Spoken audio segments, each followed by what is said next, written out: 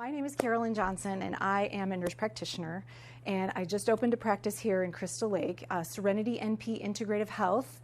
And our specialty is promoting women's health, looking at the root cause of your symptoms, and helping you get back and gain vitality, filling in the gaps where your traditional docs are not serving you well. So that's our purpose. That's what we're doing. My specialty, again, is women's health. I've been a nurse for 30 years, actually, and a nurse practitioner for 18. And my own practice since 2015, but I didn't really embrace that until the last 3 years with pandemic and the changing things in medicine that we're seeing. How many of y'all go to your gynae and you ask questions and they're like, it's normal. Right? I got to tell you, I've heard that my whole career. I've heard it my whole career. And so I'm telling you what, we are seeing so many changes, and I'm here to tell you that there are people like me out here offering things to help fill in the gaps. So Mary wanted me to come and talk about a couple of things, IV services and hormones. I do a lot of bioidentical hormones, so things that are natural to your body. But I want to start with the IV piece because you guys just got done working out. And so I want you to know that, have any of you ever had a nutritional IV or hydration IV? Heard of it? Okay. What do you guys know about it? It's just there. It's just there. I know it's there. It's there. So many benefits. Obviously, the first thing, well, how many of you guys, y'all got done working out? Do you take pre-workout? Anybody eat prior to working out? I know Mary talks to you about nutrition. Adequate protein? What about post-workout, hydration, minerals? Yeah. How many of you guys know that when you exercise that you dump minerals? You completely dump magnesium. And so even without people working out, do you know that most people are deficient in magnesium? Why do we care? Well, magnesium is super important. So think about the grease on the bicycle chain. If you don't have adequate grease, that chain is not moving. That's magnesium. Magnesium, depending on the source you look at, allows anywhere from 300 to 700 different reactions to continue in the body. So if we're deficient in magnesium, often we see little symptoms of things and we can't quite put our finger on it. We get magnesium from soil-based foods, so think leafy greens, things like that. This is where I was telling you I can get off track and I can geek out on this stuff. Yeah, right, exactly. Exactly. Keeping it simple is not my thing. But I'm trying to do that. So my point being is that, our food is not as nutritious as it used to be. And so utilizing things like vitamins and supplements and, all the things in your shake or whatever, but along with IV nutrition as well. So it's kind of a boutique-y kind of thing, but it's really fun. Obviously, hydration because you're getting a bag of fluids. But Myers cocktail. So I have a list here of a couple of really good ones I thought would be good for you guys. Myers cocktail is kind of the gold standard.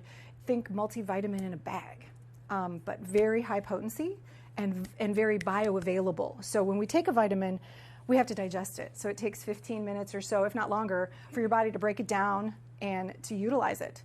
But then what we don't think of is, can my body utilize it? Right.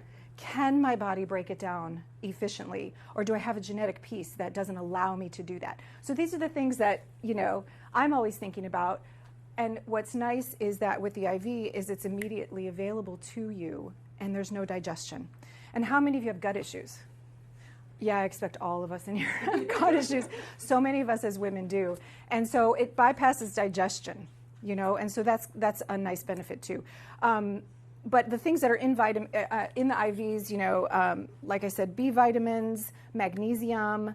We can add high-dose vitamin C, very powerful antioxidant. Think of it as like a mop. So you guys just worked out. You just totally stressed your immune system.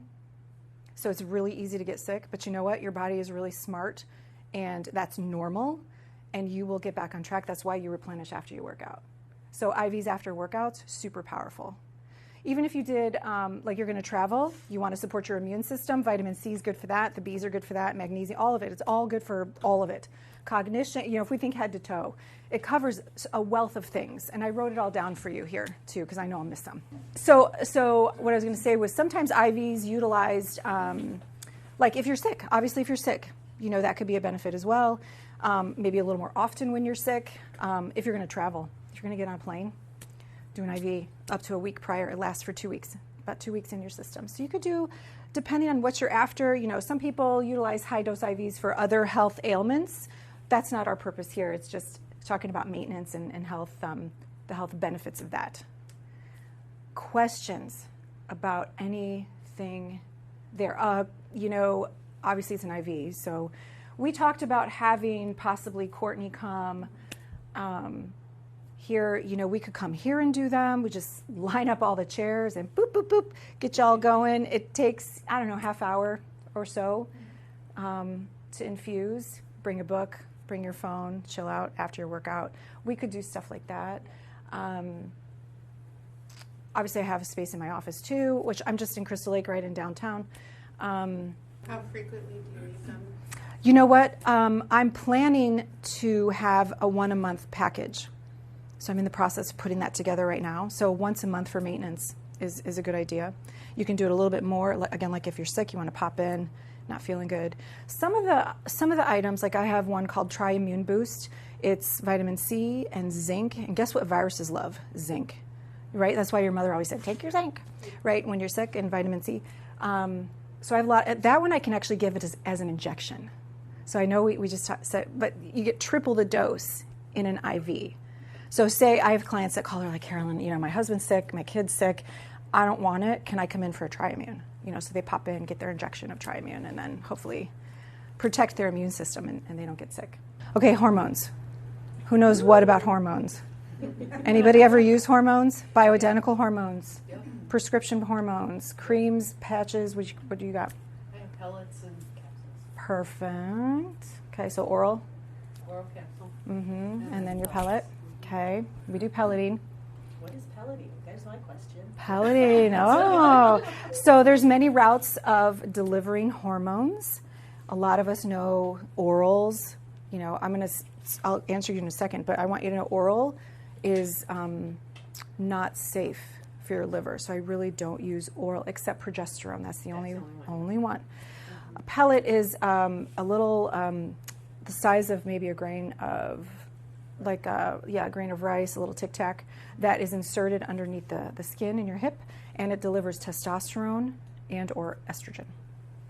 Okay, depending on where a woman is in her cycle. If she's postmenopausal and needs the estrogen, we do an estrogen pellet too. The nice thing about that is lifestyle. So you're not dealing with creams. Creams are and oils and gels and things are like, think Crisco, fingers in Crisco, easily transferable. And you don't want to put that on your dog or your husband. Maybe you do, I don't know. or your cat, So a pellet is really nice. And so if you're, because you don't have to deal with it for anywhere from 3, 4, 5 months for women. So it's slow release. A lot of controversy with pellets because of various reasons. I love pellets. I think they're a great option I do men and women. Men get just testosterone, obviously, but so pellets, I utilize a lot of creams and oils. Topically is a wonderful way, but you're doing it twice a day. But anyway, they're natural to your body. I don't know how much really to get into this. Where are we at with time? Can I just ask you, what are the questions you guys ask your gynecologist when you go every year? If you have any, besides hurry up and get done. I can go. I just got diagnosed with PCOS, and I asked about nutrition. She said it's just a fad diet. So She said what? it's just a fad diet. That's A going on. fad diet Yep. for And PCOS. so I was like, is there anything I can do with nutrition and my hormones? She's like, no. 100% there is. Now, you guys, this is Helen.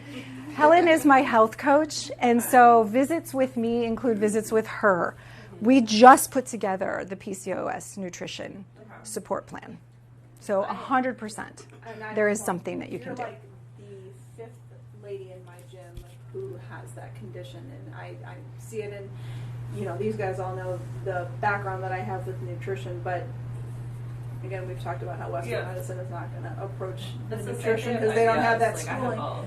But there is 100% Yeah. lifestyle nutrition. So, I mean, that's what, Yeah. these guys are here for, and to have that conversation. And for me, as somebody in this educational space, I want to start learning a little bit more. So in conversation with you, just, how is this developing? I'm seeing that and endometriosis and all these, reproductive conditions that are happening. And it's the shift in our food, you guys. I mean, I'm 56, so half of you weren't even, born when food was really food. And all the changes that have happened over time and all the products that everybody's eating for convenience. So, Well, the other thing too, though, Mary, is you're aware that our world is very toxic? Mm-hmm. Yeah, with whether it's heavy metals from the soil, the air we breathe, everything, unfortunately.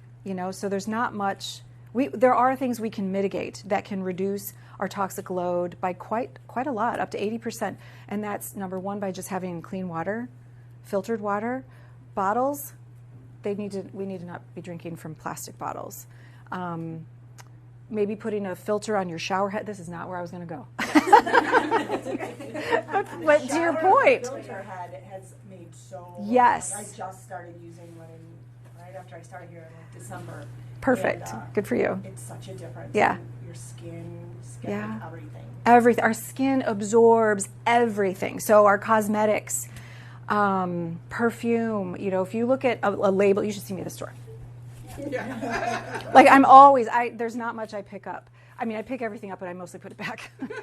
But if you look at one of the ingredients that is in a lot of even makeup, your shower gel, is parfum. If it says parfum, you all know that. Okay, parfum. Oh my gosh, it's so toxic. There are a couple of apps. What was that one app that was food? Was it Yucca?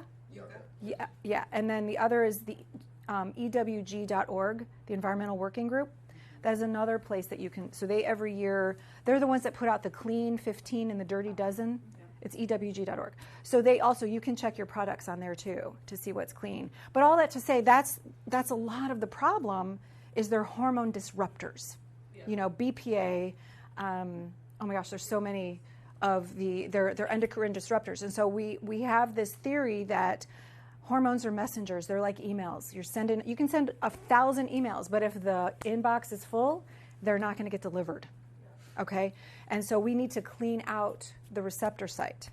And so that's a lot of the work that I do too, is detoxing. Right? You guys are doing that here with this. So sweating, exercise, movement, good nutrition, clean water. But there are things that we can do nutritionally as well to detox those hormone receptors. So, specifically with PCOS, it's an insulin-resistant state, and there's probably just some toxic burden in there. And so with you, yeah. Oh, polycystic ovarian syndrome. We didn't hear too much of it when I was a kid, and there was a certain look that a woman had that you were like, oh, that's, and it's Hirschsprung, so increased hair growth, often overweight, certain things, but it doesn't matter anymore. And it's because of toxic burden that you can look like any shape, size, and have PCOS. So it's just, the ovaries just don't, they're making more androgen. So it's a hormone imbalance, and it's always watching the blood sugars. And so to that point, leave PCOS untreated, you're looking at diabetes possibly down the road. And so, it's unfortunate that your gynae said that. Anybody else have a story about the gynae? Yeah. So I'm going to be 49 in a month. And right around the time I hit like 44, that's when, perimenopause kind of started and my body weight just shifted, and it didn't matter what kind of dieting I was doing, the weight was coming out. And I love my gynecologist, but sure. when I was like, hey, I need to do something different because what I'm doing isn't working and I'm continuously gaining this weight. And she said, same thing, yeah, that's just what happens, and you're just going to kind of have to get used to starving yourself and being hungry. Oh, boy. Oh, wow. And oh, I wow. started here in November, and I've lost all the weight, gained the muscle. Congratulations. Good job. Just from detoxing and strength training. And your hard work. And my hard work. Yeah, and a little bit of a cheer section, I'm sure, and support. Yeah. And we know. Yeah. And the thing is I've decided that I present it in such a way, I just say, we're not going to get mad at our gynaes. We're just not, because their toolbox is this, and because I was in that in the beginning of my career. I worked at a gynae office for 15 years, and I'm not kidding, 2 years in, I was hearing the same stuff. And I would tell people everything. Well, you got to eat this, you got to do this. And I would, this kind of thing. And a year would go by, they'd come back and say the same thing. And they did all those things I said. And that only took 2 years. And then I'm like, okay, what else here? And so that's when I really started digging. And that was like 2008. I mean, it was a long time ago. So we're not going to get mad if a person, a doc, a provider, traditional allopathic, chooses to not increase the tools in their box. And that's what I have been doing my whole career, because it wasn't serving women well. And I was not content with seeing a person every 15 minutes and patting her on the head, because that's all I had time for. That's not how medicine should be. So, my passion is really providing that as many tools. I'm constantly learning. I don't know it all. I probably never will know it all. It's like, as you guys know, if you're on social media, it's like drinking from a fire hose, the information that's out there. So we have to just choose what serves us well, and hopefully have people in your life, that help guide you so that you make the best decisions for you and really tailor it and hone it in. And that's the work that we do. Everybody's bio-individualized. We do lots of digging with lab work, specialty lab work, nutrition guidance.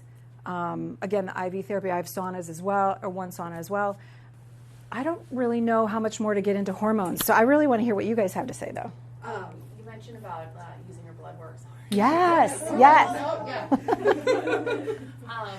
So my mom's been, and she's in the Rockford area, and she's been working with someone just checking her blood work more consistently, like every quarter. So I was interested to use that as like a measurement of like, impact. Mm-hmm. She was in a situation where her doctor was telling her her kidney loss was irreversible, like the functioning of her kidneys, and they were seeing that in the blood work. And she's been removing pop and just drinking good, liquids, and she actually reversed that damage. That's fabulous to hear. So that's why I'm really keen to know what my blood panels are now, so I get ahead of those things.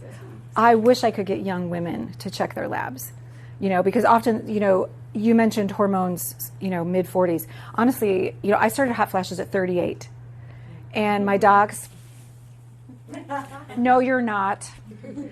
I'm like, no, I can't sleep. And seriously, the last week of my cycle prior, I can't. I'm like dying.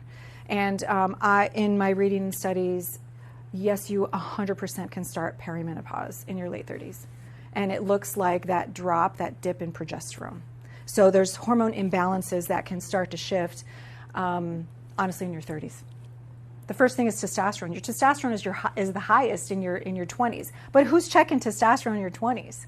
And you get to 30 and you've got less testosterone, and then the progesterone starts to dip. And you're like, oh, I'm just tired because I've got 3 kids and I'm married and I'm maintaining a house and trying to work out at 5 in the morning or whatever it is, when in reality there is a hormone piece to that. So it's it's a symphony. Hormones are a symphony. And so looking at everything, how am I going to know if I don't check? So I'm an investigator. One of my mentors always says she's sleuthing and looking for information so that we know how to treat each of you individually. So yeah, I use a lot of urine testing as well for hormones, because that tells me how your body uses it. Mm-hmm. No gunny's going to do that one. Mm-hmm. What were you going to say?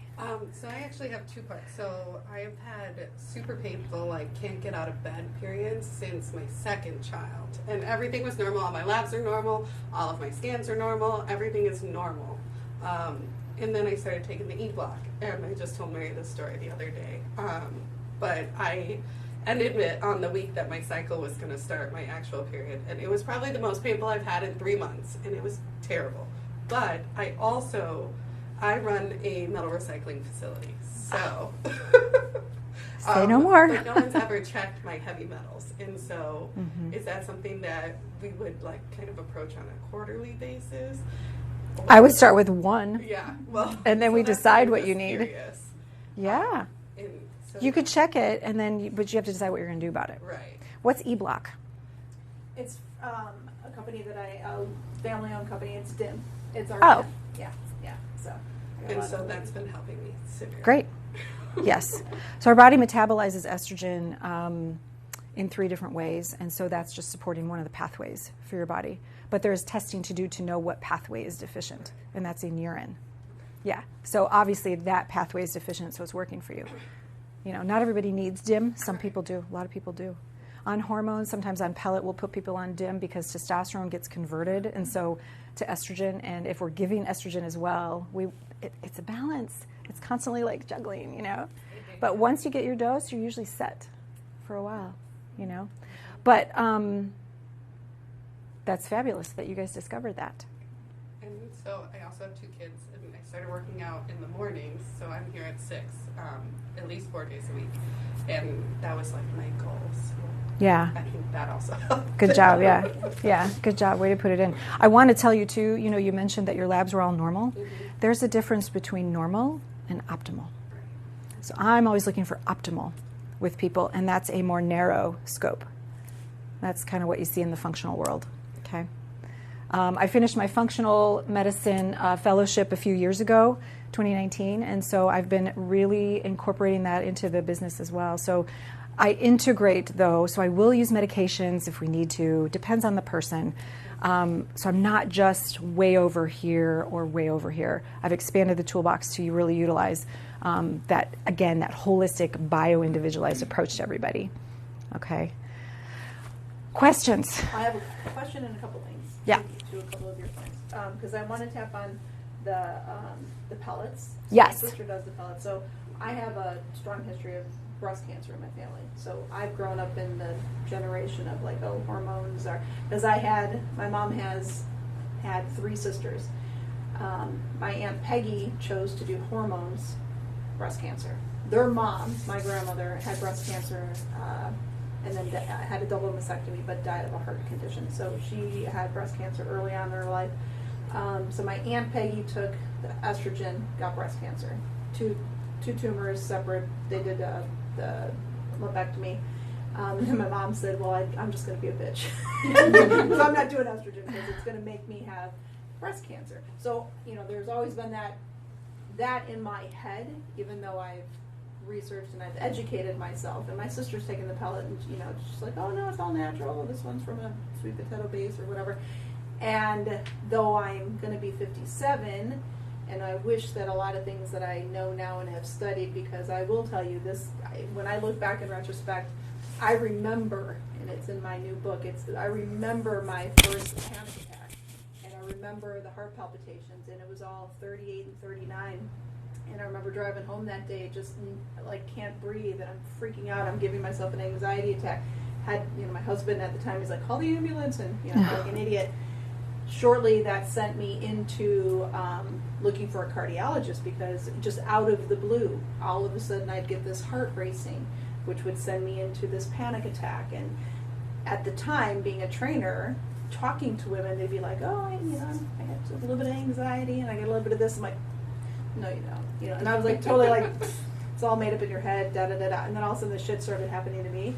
And I was like secretly like, who do I talk to? But I went to a cardiologist, long story short, and it was in the middle of summer, and got up there in a sports bra and shorts, and this little jockey cardiovascular guy comes in, takes one look at me, right, and he's like, I'll be back in 30 minutes, judging my appearance, judging who I am, not taking me serious, for conversations, for I don't know how many times I went back. I wore a heart monitor.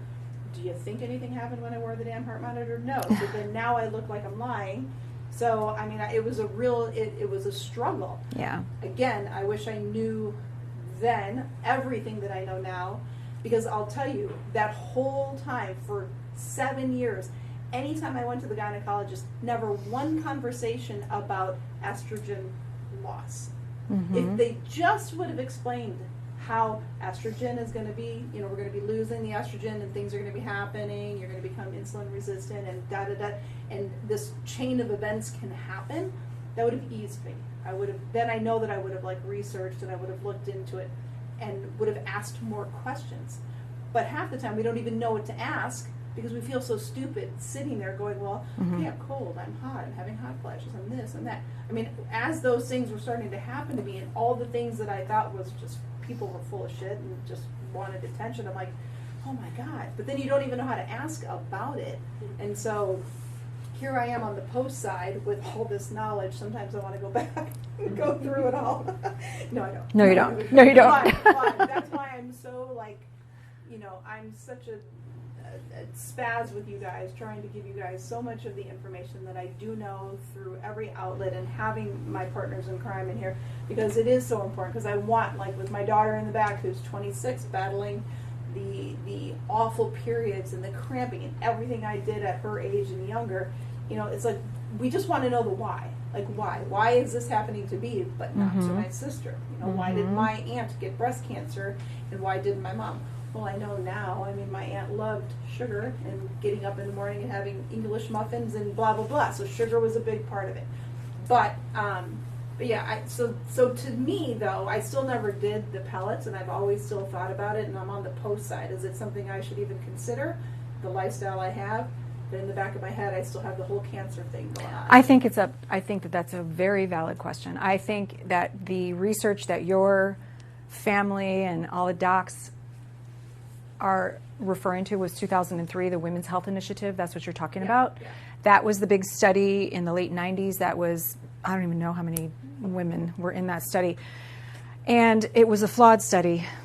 And so they have since rebutted, every author in 2019 rebutted the Women's Health Initiative and came out with a second version. And every arm of the study was flawed except one. And so I want to say to you that estrogen does not cause cancer. There are some cancers that, if they already exist, depending on the terrain and the environment, will grow and then will utilize estrogen. But it does not cause cancer. Okay? That's what is now known. What is known about the Women's Health Initiative is the synthetic estrogens and the progestins that they were using. Okay? Progesterone is very different than progestin. Progestin is synthetic. So that's the problem. That's the problem. It's not the estrogen. If we're using hormones and you still have all your female organs and you're in postmenopause, we have to balance and protect by using all of them. I use 4 hormones when I replenish. Okay, not just 1 or 2 or 3. Most women come to me, they're like, I'm already on hormones, Carolyn, but I don't feel good, but they're on a patch that's the highest dose, and then they're on the highest dose of oral progesterone that they're getting from the pharmacy that's synthetic in peanut oil, that's got the things that are probably blocking up the receptors, so they're not absorbing it. So I'm investigating with one woman right now, and so with many, but one in my mind that I'm thinking of. Was all that to say to you that we have to be in balance. We have to test and not guess, and we need to make sure that all screenings are up to date. Because in reality, I can start you on hormones, but you need to go get your breast screening, whatever that looks like, right? And there's many thoughts on that. Thermography, ultrasound, MRI, mammogram, right? We want to kind of do all of it depending on history, okay? Testosterone, I love testosterone for women. If you want to stay out of a diaper, out of a walker, and being able to get yourself on and off the toilet, hormones all in balance is the best thing you can do safely with monitoring and the right provider for your whole life. One of my mentors, he's in his 80s now, and when his mother was in her 80s and his aunt, tells the story about how he was watching her withering away. Have you guys ever watched your parents and grandparents? They just kind of start doing this, and that's the loss of hormone. I just watched my father-in-law go through that, because this is a total rabbit trail, but they put him on a statin. The guy's 82. He's had high cholesterol his whole life. He's never had a stroke, heart attack, until recently he had a little bit of an event. It wasn't a clot. It wasn't anything. They put him on a high-dose statin, and I started seeing him do this. And he's like, I hurt to walk. I can't. I'm like, oh my gosh. First of all, I bumped up some supplements for him, but then he had to go back to the doctor. He took him off the statin. He's starting to feel better again. So the point being is replenishing the right. So I'm saying that because all hormones come from cholesterol. So if we lower cholesterol, we're not getting our hormones. So there's a fine line, and in all, again, a balance. I feel like I can't say that enough. It's all a balance. And again, I can geek out on all of it. So I want to try to keep it as, enough that I cover enough for you guys without getting crazy. But I think hormones for everyone. And I think in terms of the modality that you take, it is up to you.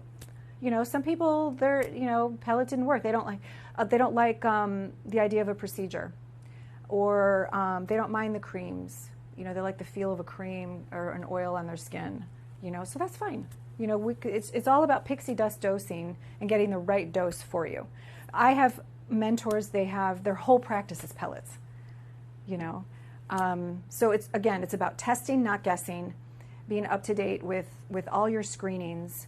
One of my other mentors, she's 75, had breast cancer, estrogen positive 30 years ago, and she's been on hormones. The other thought to think about, and you can see this in the studies as well, is that women that get breast cancer that were already on hormones fare better through treatment and longevity. And so when you already have hormones on board and you get a cancer, first of all, the oncologist is going to yell at you, but that's okay. Because again, we're not going to get mad, right? But if you're doing your due diligence and you're with the right provider that works for you, they're showing that you fare better through cancer and treatment because you've had the hormones on board to protect you. So there's a protective value to it, head to toe. Yeah. Cognition, bone health, muscle health, heart health, and that's exactly what you were describing, by the way, my friend, is a drop in estrogen, and so you're having palpitations. Yeah.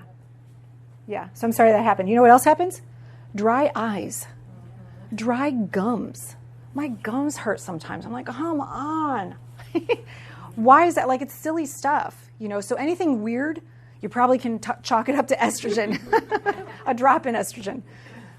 So, questions? Any other? Yes. Well, the thing is, not from the gynecologist, but Yeah. I've been told one time, I walked into a doctor's office, they opened my folder, they wanted to know what medications I was on.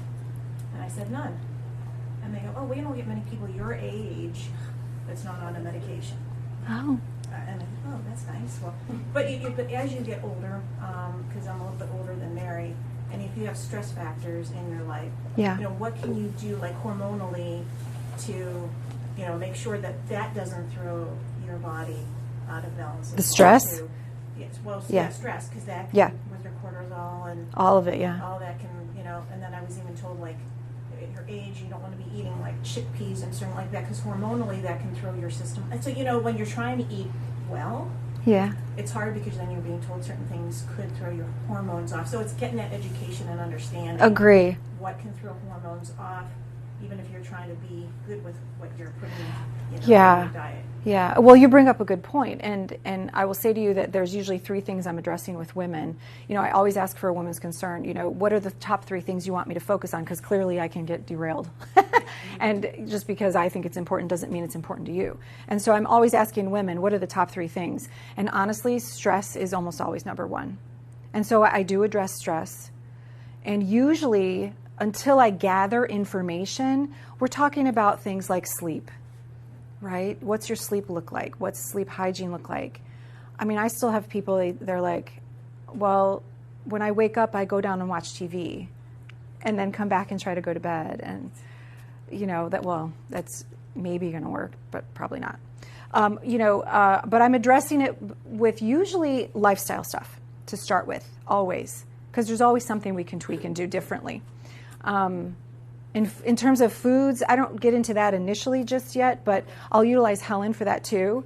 But I'm often talking about adaptogenic herbs, so things like ashwagandha, magnolia, boswellia, magnesium, ton of mileage out of magnesium. Because again, what I say about high-dose magnesium in pregnancy, in preterm, it quiets everything. It calms everything down. It quits the rumination. Magglycinate specifically. So there's many kinds of mag, so we got to use the right one. Okay, so I'm using a lot of that at first to try to support that stress piece, because you're not wrong. You're not wrong. But you're right. Drinking from a fire hose, you get out there and everybody's got their thing and you don't know what to do, and then you're paralyzed. It's analysis paralysis, because what do I do with that? I even have that. Social media, oh my gosh, like, oh, I love that. And then I'm liking and loving all these things, and I'm like, oh my gosh. No wonder everybody's confused, you know. Does that answer the question? Yeah. Yeah, okay. Anything else? Any other questions? I just have, so is any of your things available through insurance? Do they cover anything in your practice? It depends what we're Not, doing. Mm-hmm. Are we able to utilize HSA? Do you know? Mm-hmm. Okay. Yes, it depends on the service, to answer your question. But A lot of the some things. It is because Yeah. there's certain functional medicines that don't even try. So then Right. you're spending an arm and a leg Yeah. to attempt to. It depends what we're doing, and that's stuff that, specific to your need. I can answer that question for you. But yes, you can use an HSA. Like I said, I'm in the process of creating packages and then memberships so that we can keep things affordable for people. So when we're talking about like nutrition, we know that nutrition directly affects our hormones and stuff, and obviously vitamins are a huge part of our nutrition. So like when you're thinking about like a multi-day or a multivitamin that you take per day, Yeah. right? What do you recommend? Because there's so many different ones out there, and obviously some your body can absorb more than others depending on what's in the vitamin. Like gummy vitamins are not good to take. Yeah, So sugar. What Yeah. is there like a brand or something that you specifically There's a few recommend? brands that I like. I have an online vitamin dispensary through FullScript, if you guys have heard of FullScript. And so my clients are able to get in there, and I make recommendations that way. But I'm not a huge fan of what you can pick up at the Walmart and the Target, because you just don't know what you're getting. Randomly people test that stuff, and it's often not what's in there. But there's a few companies I really like. I like Biotics Research. I like Pure Encapsulations. Thorne is good. Orthomolecular. Okay, thank you. Yeah. But again, if you're wanting to blanketly, those are great places to start until you start digging. Yeah. And a fish oil. I love a fish oil, you guys. Fats, the good fats for our brain and our ovaries. Fats. Good fats. Okay. Yeah. You guys have been great. Thank you so much for your questions and for letting me come and take your time after your workout for another hour. And I'm surprised that, again, so 3, did you count? I did not. Okay. 1, 2, 3. Thank you. And again, this was my first time doing this, so thank you for being so gracious. And it'll hopefully come again. Yeah.